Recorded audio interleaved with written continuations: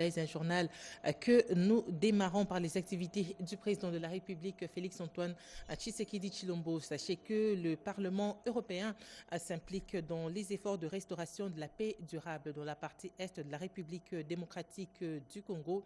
Une forte délégation parlementaire européenne conduite par le député européen Hilde Votman a été reçue hier jeudi à la Cité de l'Union africaine par le président de la République, Félix-Antoine Tshisekedi Tshilombo. On en parle avec Pierre Kib.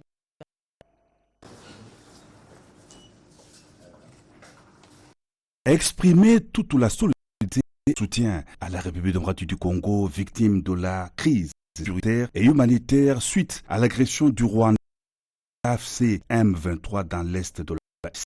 C'est l'objet de la visite au président de la République Félix-Antoine Tshisekedi Tshilombo de Parlement européen de ce jeudi 29 mai de l'Union africaine. Trop c'est trop, a estimé la députée européenne de Votmans, chef de la délégation. Cette situation doit s'arrêter.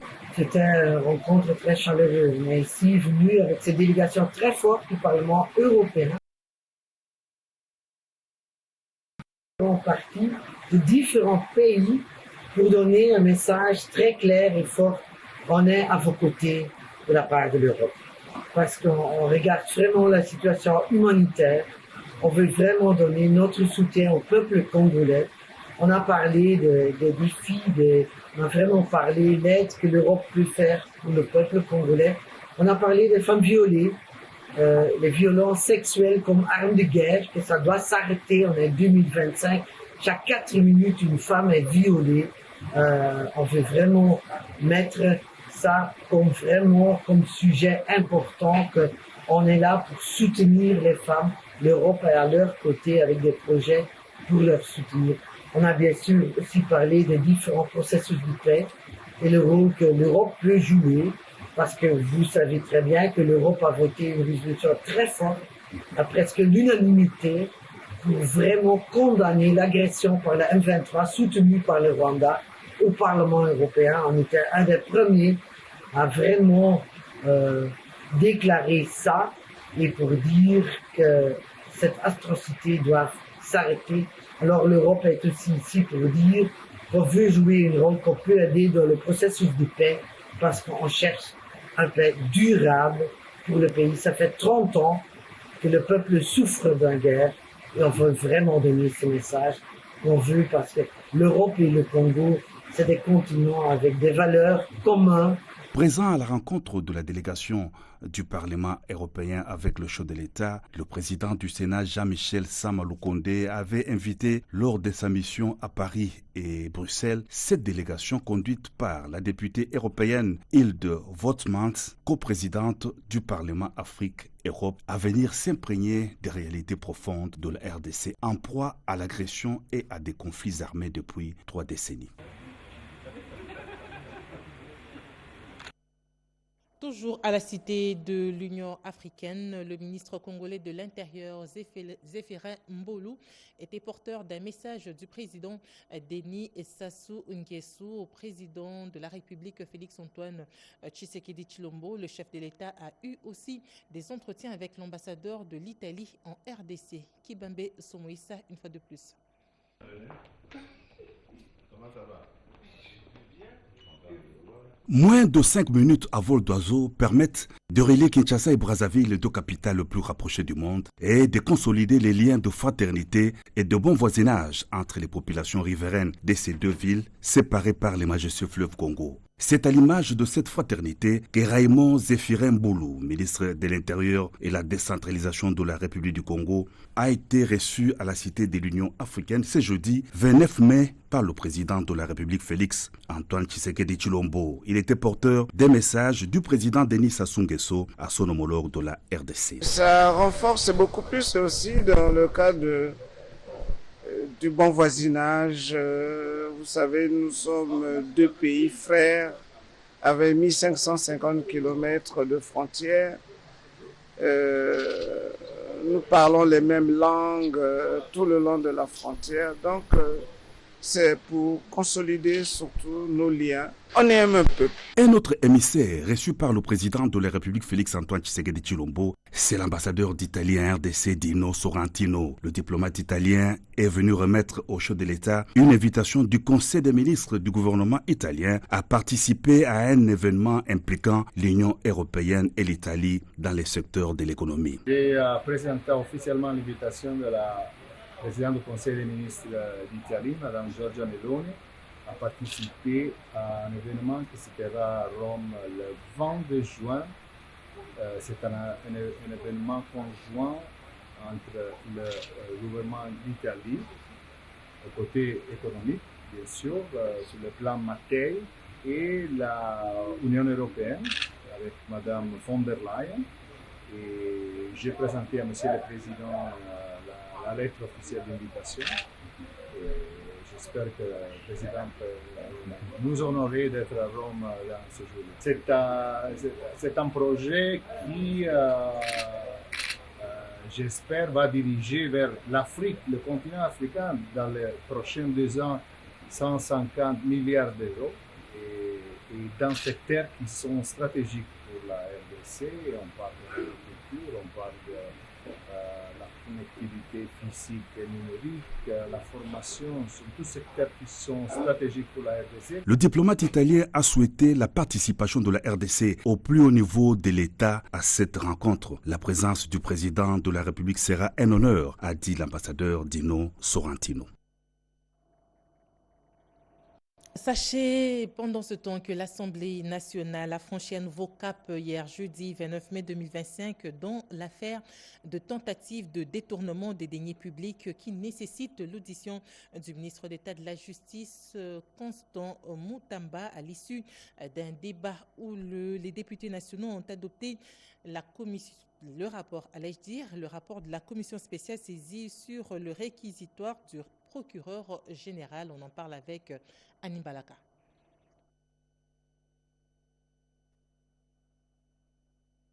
Réunie en plénière le jeudi 29 mai 2025, l'Assemblée nationale a autorisé après débat l'ouverture d'une instruction judiciaire contre le ministre d'État en charge de la justice Constant Mutamba à la suite d'un rapport présenté par la commission spéciale dirigée par les députés nationaux Meshak Mandefou. Cette décision fait suite au réquisitoire du procureur général près la Cour de cassation. La plénière a également examiné les cas du député Géry Loubanza-Diom poursuivi pour falsification d'un acte de vente. La commission chargée de ce dossier a recommandé son transfert auprès du comité des sages, décision approuvée par l'Assemblée. Votre commission rappelle que les faits mis à charge du ministre d'État, ministre de la Justice et garde des Sceaux sont d'une extrême gravité aux yeux de la loi congolaise et qu'il y a lieu d'en tirer les conséquences des droits, notamment en accordant les droits aux présumés auteurs des faits à présenter ses moyens de défense. En conséquence, votre commission recommande à l'auguste plénière d'autoriser l'instruction contre M. Constant Mutamba Tungunga, actuellement ministre d'État, ministre de la Justice et garde des Sceaux. Au vu du vote, l'Assemblée plénière approuve les conclusions du rapport de l'examen des réquisitoires du procureur général près la Cour de cassation aux fins d'autorisation d'instruction à charge de M. Mutamba Tunguna, Constant ministre de la Justice et garde des Sceaux. Par conséquent, l'Assemblée nationale accorde au procureur général près la Cour de cassation l'autorisation d'instruction à charge de M. Mutamba Tungunga Constant, ministre d'État, ministre de la Justice et garde des Sceaux. Sur les plans législatifs, 2 propositions de loi du député André Mbata ont été adoptées, celle portant création de l'ordre national des héros nationaux et celle relative à l'ordre national du léopard. Enfin, le président Vital Kamerhe a informé la plénière d'un nouveau réquisitoire visant les députés Nicolas Kazadi, ancien ministre des Finances, pour les révélations des secrets d'État et propagation des faux bruits. Une commission spéciale a été constituée pour examiner ces dossiers. Sur ce plateau, je ne suis pas seule. Je reçois notre analyste maison, Eddy Tchala. Bonjour Eddy. Bonjour Marie, bonjour à nos téléspectateurs. Avec Eddy, nous allons parler justement de cette question qui implique le ministre d'État de la Justice. Eddy, qu'en est-il de la démission ou non du ministre d'État de la Justice, Constant Mutamba? Merci Marie Kalong. Pour ceux qui ont suivi la plénière hier, ils ont vu le président de l'Assemblée nationale revenir plusieurs fois pour rappeler même aux honorables députés qu'il était question là, sur cette analyse de la requête envoyée par le procureur général près la Cour de cassation à l'Assemblée nationale. Il était question d'autoriser le début de l'instruction à charge du ministre d'État, ministre de la Justice. Donc, c'est ce qui a été fait hier. Le procureur général près la Cour de cassation a reçu l'autorisation d'instruire à charge du ministre d'État, ministre de la Justice. Il va donc démarrer des auditions à l'encontre du ministre d'État, ministre de la Justice. C'est à l'issue de son instruction, quand il se convaincra des dossiers ou des éléments en sa possession pouvant conduire à la poursuite du ministre d'État, ministre de la Justice auprès de son juge naturel, qu'en ce moment-là, il pourra revenir à l'Assemblée nationale pour solliciter la poursuite, mais aussi la mise en accusation, dès lors qu'il aura réuni tous les éléments qui impliquent le ministre d'État, ministre de la Justice. Donc, ce n'est qu'à cette condition-là que le ministre d'État, ministre de la Justice pourra donc démissionner. Ceux qui pensent que le ministre d'État, ministre de la Justice devrait démissionner s'appuient justement sur l'article 166 de la Constitution qui dit dans son alinéa 2 et 3 que les membres du gouvernement, la décision de poursuite ou de mise en accusation des membres du gouvernement doit être votée à la majorité absolue de l'Assemblée nationale suivant le règlement intérieur de l'Assemblée nationale. Le troisième alinéa dit que les membres du gouvernement concerné remettent leur démission. Idi Tchala, ça sera quoi la prochaine étape cette fois-là? Cette fois-là, c'est-à-dire que le procureur, en ce moment, avec les éléments dont il disposait déjà, parce que dans son réquisitoire, on a cru comprendre que le procureur avait déjà mené une enquête, il avait déjà entendu des gens qui devraient l'être dans ce dossier. Alors, il restait donc que le ministre d'État, ministre de la Justice, soit entendu parce qu'à suivre le réquisitoire du procureur, il y a d'indices sérieux, des soupçons soutenus à l'encontre du ministre d'État, ministre de la Justice. Il faudrait donc que le procureur construise son dossier autour de ces éléments et se rassure qu'effectivement, le ministre d'État, ministre de la Justice est présumé coupable des infractions qui seront retenues à sa charge. En ce moment-là, le procureur saisira le juge compétent. Dans le cas d'espèce, c'est la Cour de cassation. Et le ministre d'État n'aura pas d'autre choix que de démissionner. Mais il peut aussi arriver à la conclusion qu'il n'y a pas assez d'éléments pour charger le ministre de la Justice et qu'il classe sans suite le dossier. C'est aussi possible. Alors, on le laisse faire son travail, mais il ne doit pas le faire aussi rapidement que possible parce que l'Assemblée nationale va devoir aller en vacances parlementaires dans 2 ou 3 semaines. Il est donc attendu une diligence de son côté. Idi Tchala, nous limitons d'abord à ce stade avant de poursuivre cette question dans des émissions spécialisées. Nous vous remercions pour votre intervention. Merci Marie. Merci beaucoup. Poursuivons ce journal exploitation artisanale des minerais dans la province du Lualaba. Une délégation des élus nationaux de la province a été reçue par le directeur général de la GECAMIN, Iverson Kabwaba, pour le reportage.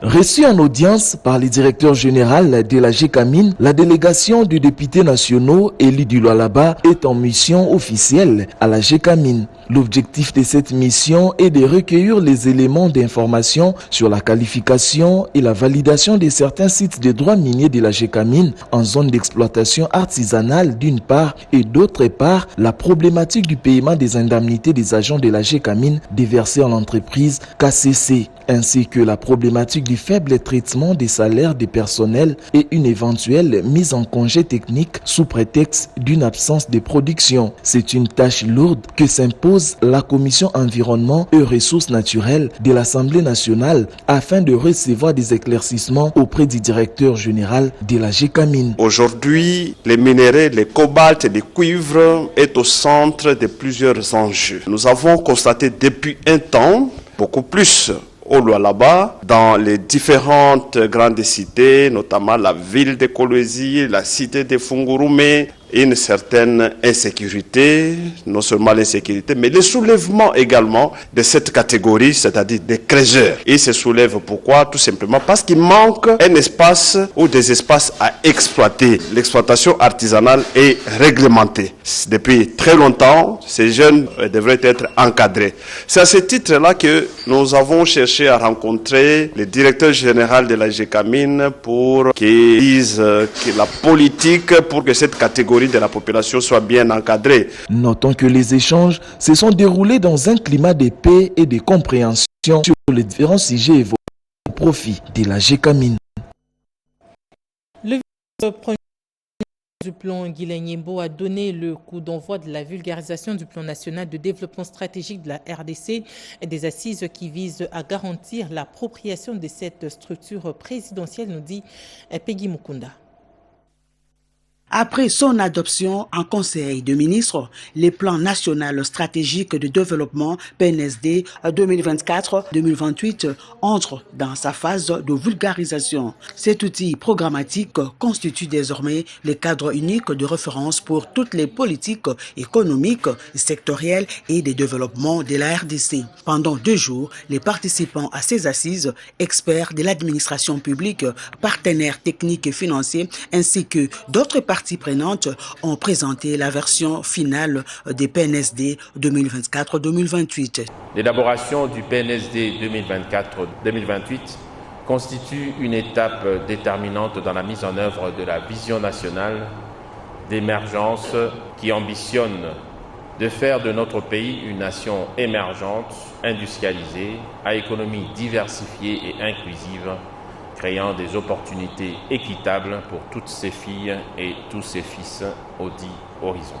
Le programme des Nations Unies pour le développement, PNUD, s'est dit engagé et déterminé à appuyer le gouvernement congolais à travers le ministère du Plan pour une meilleure appropriation de ces documents stratégiques en vue de promouvoir un développement intégral de la population congolaise. Par ailleurs, le vice-premier ministre du Plan, Guilain Nyembo, a officiellement présenté la feuille de route d'accélération des objectifs de développement durable ODD en vue de leur atteinte d'ici 2030.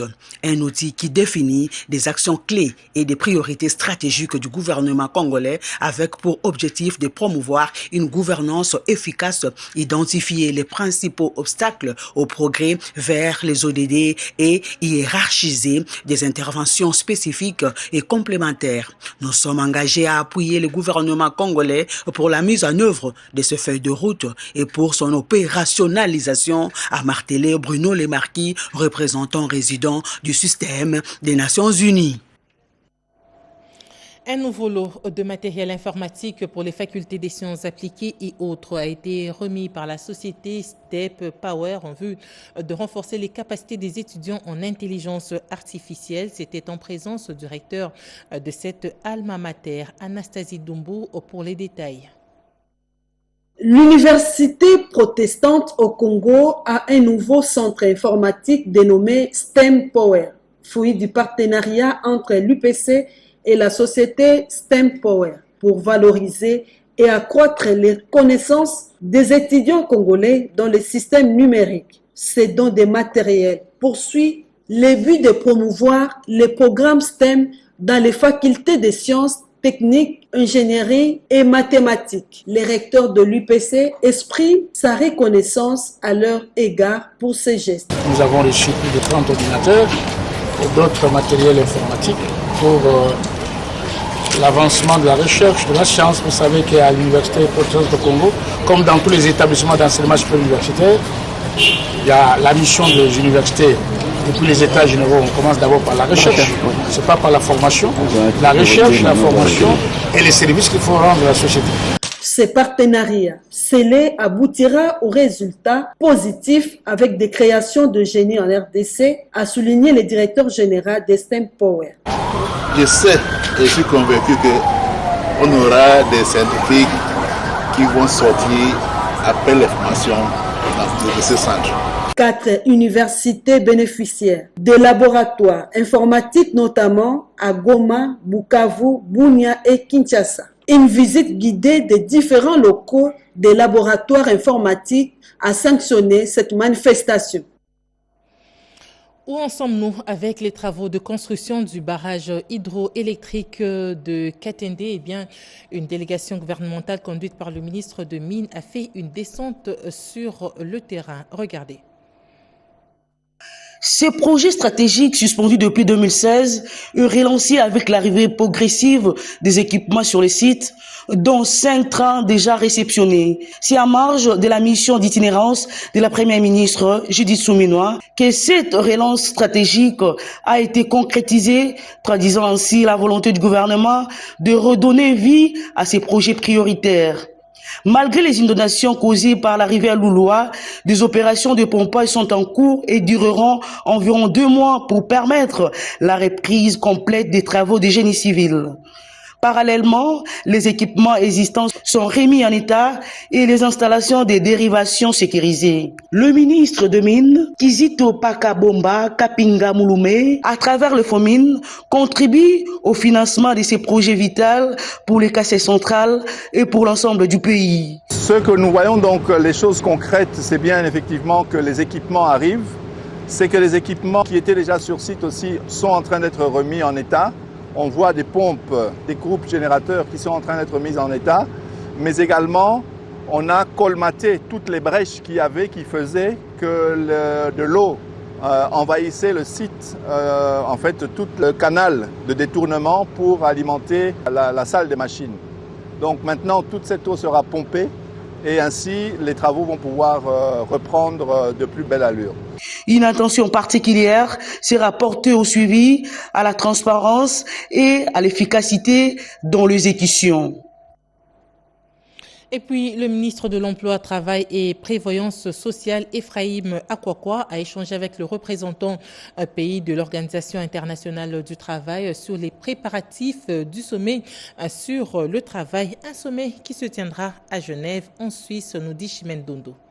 Au cours de cette rencontre, représentants pays de l'Organisation internationale du travail en RDC et Ephraim Akwakwa, ministre congolais de l'Emploi et du Travail, ont discuté de tas d'agendas de travail décents à RDC. Comme on le sait, la République démocratique du Congo a un agenda de travail basé sur 4 piliers, à savoir l'emploi, la prévoyance sociale, le dialogue social et l'application effective des conventions internationales du travail qui ont été ratifiées par la RDC. C'est confiant à la presse au sorti de cette audience, représentant pays de l'Organisation internationale du travail reconnaît que le Congo, sous l'ère Tshisekedi et le gouvernement que dirige Judith Suminwa Tuluka, malgré la crise, a fait des avancées significatives dans chaque pilier. Nous avons fait le point sur l'état d'avancement, notamment sur les gaps par rapport à chaque pilier et des actions idoines et des mesures qui ont été prises par la République démocratique du Congo qui a, on peut le dire, de très bonnes avancées sur certains piliers. Au niveau du ministère du Travail, le réajustement du SMIC et l'augmentation du SMIC sont des actions très importantes qui relèvent aussi du pilier protection sociale et nous sommes très satisfaits de cela. Cette rencontre se tient à quelques jours de la tenue de la conférence internationale du travail à Genève. Ces mandats tripartites se retrouvent régulièrement une fois l'an au mois de juin pendant 2 semaines pour discuter de questions du monde du travail et voir quelle est l'évolution et quelles sont les contraintes dans ce monde. Signalons que la délégation de la tripartite RDC sera conduite personnellement par le ministre de l'Emploi et du Travail, Ephraim Akwakwa. Organisé sous les orientations prévoyantes du procureur général près le Conseil d'État, le professeur Jean-Paul Mukolo Kokesha, la session de formation introductive artificielle générative dans la pratique du droit s'est clôturée hier jeudi. C'était à l'attention des hauts magistrats de ce parquet. On en parle avec Chris Sumbula.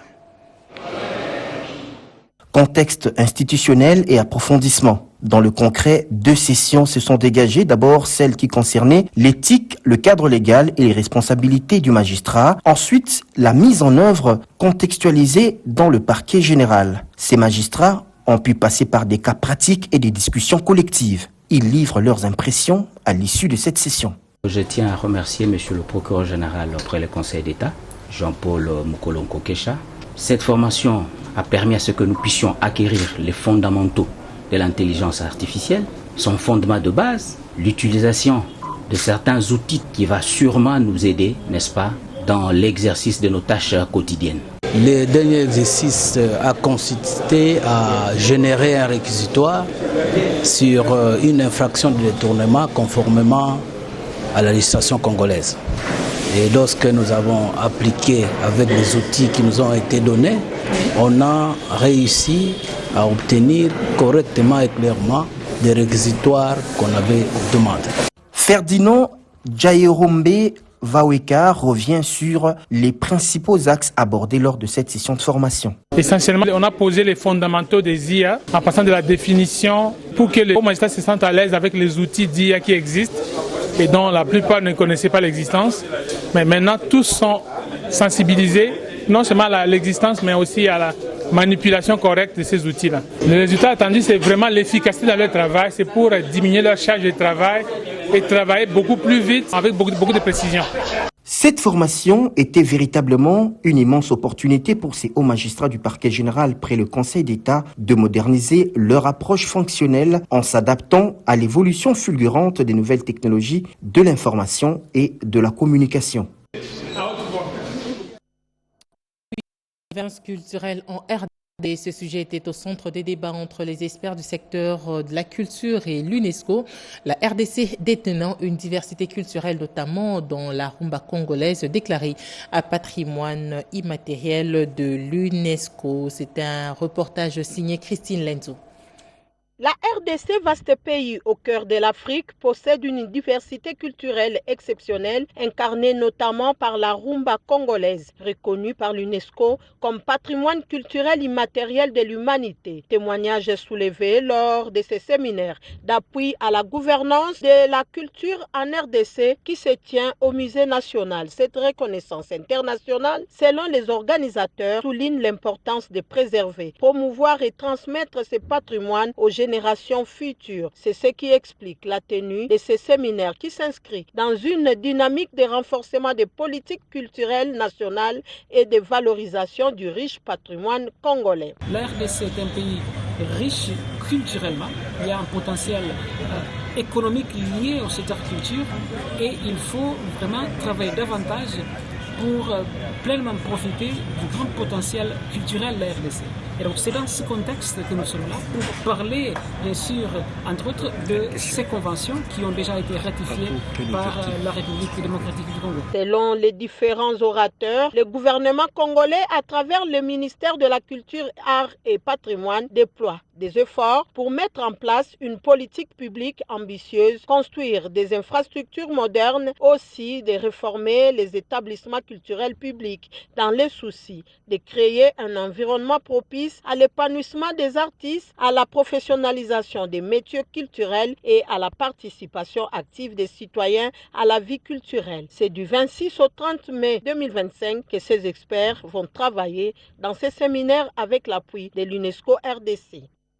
72 têtes d'érosion répertoriées menacent la commune de Selembao. Le député provincial de Kinshasa élu de Selembao, Mahon Tswene, continue à plaider pour une intervention rapide en vue de combattre toutes ces érosions. Orodépanda.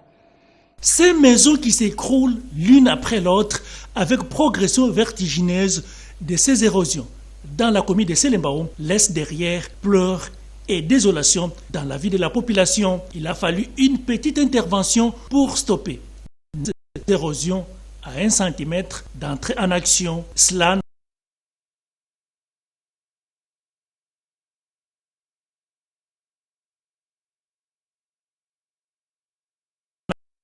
pays pour une intervention rapide de lutte anti-érosive en vue de sauver la population, les habitations et autres infrastructures encore visibles, présents sur le terrain en compagnie des conseillers municipaux, fait les constats avant de rassurer en détresse. Nous avons plaidé le cas des érosions de la commune de Selembao, 76 érosions. La population de Selembao doit continuer à espérer. Ma descente ici ne sera pas inaperçue. D'ici là, le gouvernement central, via le gouvernement provincial qui a débloqué déjà les moyens, les travaux vont commencer. L'urgence pendant ces saisons sèches. Vaut mieux prévenir que guérir. Une bonne politique de gestion de la voirie et de l'urbanisation de la cité.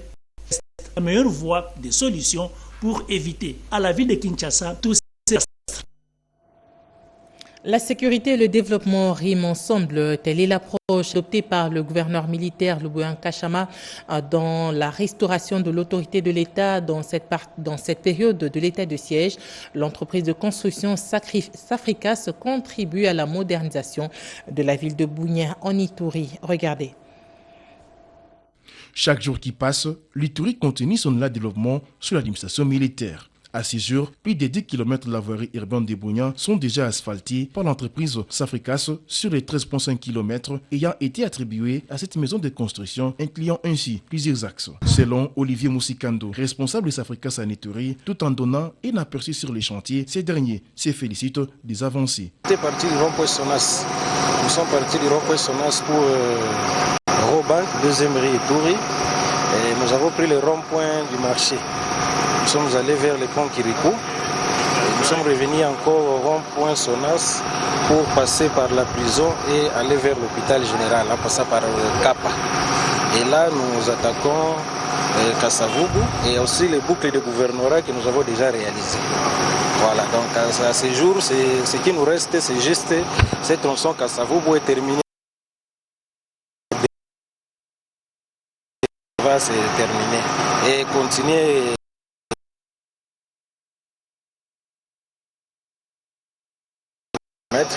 Pour terminer le projet. Donc c'est sur ça nous sommes. L'asphaltage des plusieurs axes à Bougnan laisse une marque indélébile dans le cœur des habitants de cette ville qui reconnaissent la prouesse de l'état général Luboyan Kachama. Nous ne le dirons jamais assez. L'asphaltage des rues de Bougnan facilite aujourd'hui l'intervention sécuritaire et d'un autre côté attire les investisseurs. Le Kasaï est l'une des provinces de la RDC où le taux de mortalité infantile est très élevé. Pour mettre fin à ce fléau, son rue Asbel a accordé une bourse d'études à 145 infirmiers à informer à l'Istem Chikapa. Ces derniers seront convertis en sages-femmes de niveau L2. Reportage. L'Istem Chikapa a procédé à la collation des grades des 55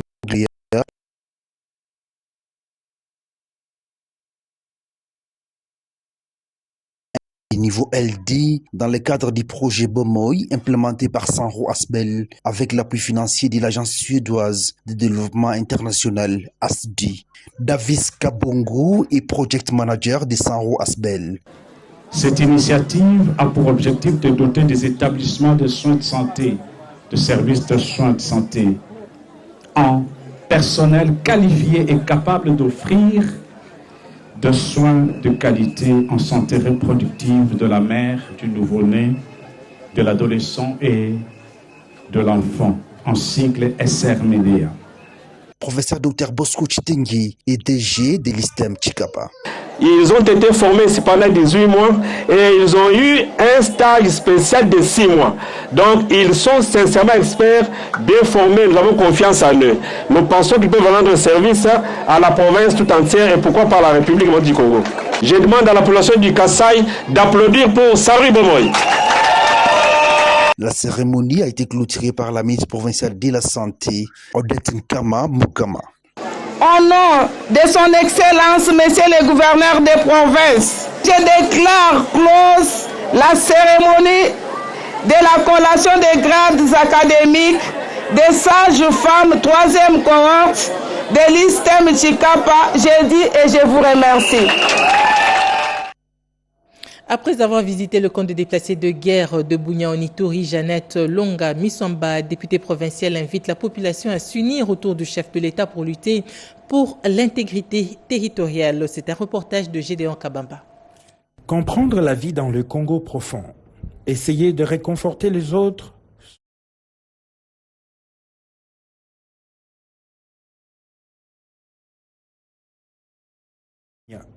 une ville de la province de l'Ituri, dans la partie nord-est de la République démocratique du Congo. Par la même occasion, Jeannette Longa Misomba a visité quelques sites qui abritent les déplacés de guerre, qui vivent dans des conditions de précarité extrême. Une situation qui ne l'a pas laissée indifférente.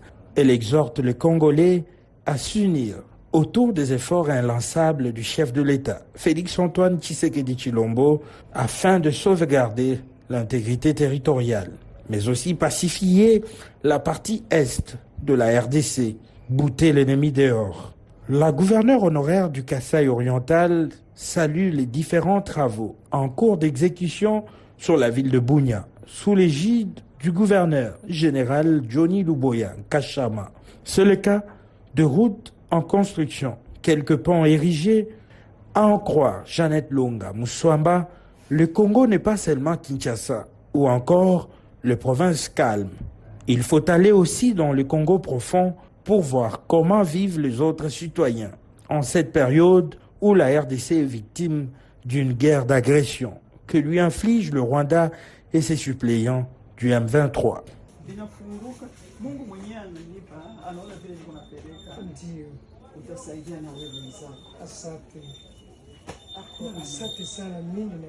Jeannette Longa Misomba, connue pour son dynamisme, est une des figures influentes de la politique congolaise au Kasaï oriental. Cofondatrice du parti Action pour la rupture et le développement, ARDEV, de Jacques Kiabula Katwe, gouverneur de la province du Haut-Katanga.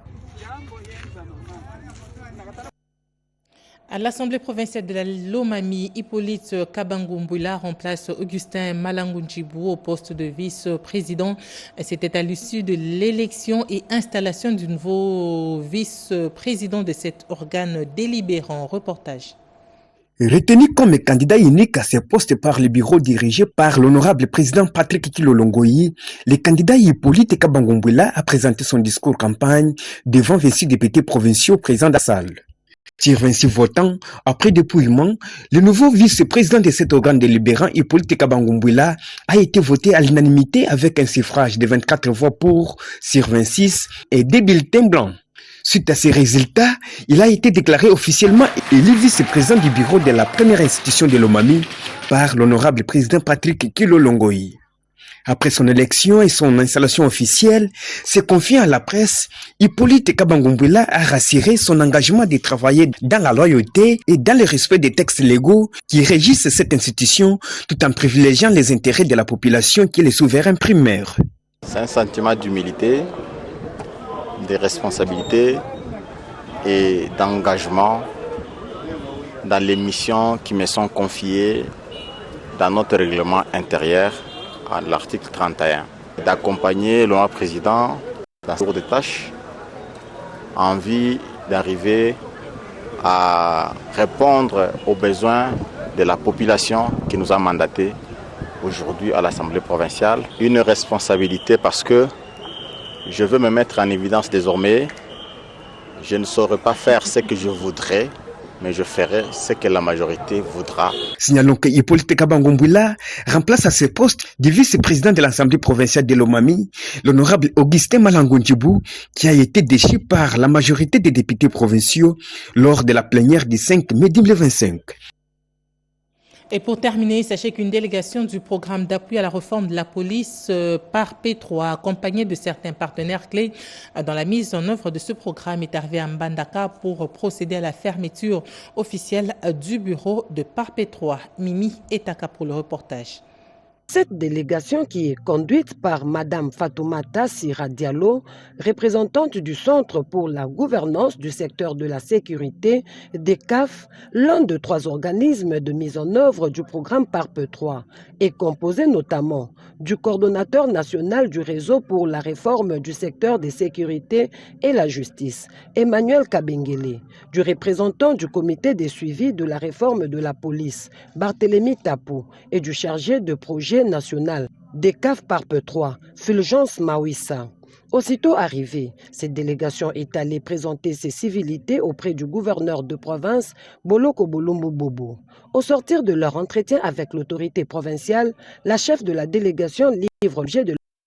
Maintenant, on est dans la phase de clôture. Cette phase de clôture nécessite une phase de pré-clôture et c'est pour cette raison que nous sommes ici pour rencontrer les différentes parties prenantes, aussi bien les acteurs politico-administratifs que les acteurs de la société civile, mais également la police, l'inspection générale de la police, pour échanger ensemble, voir quelle est la contribution du PARP dans le processus de la réforme, quelles sont les avancées, quels sont les acquis, quels sont les défis, mais également quelles sont les leçons que nous tirons pour mieux accompagner le processus de la réforme. Et finalement, également, quel est l'engagement des parties prenantes que j'ai citées en vue de la pérennisation des acquis. Parce que c'est un processus, le PARP est venu pour accompagner, mais au-delà, il y va aussi de la responsabilité des parties prenantes de s'assurer que tout ce que nous avons eu comme réalisation puisse se poursuivre. Notons que cette délégation aura également à faire le point de l'état d'avancement des activités mises en œuvre par PARP 3 avec le financement de l'Union européenne au cours d'un atelier de 2 jours.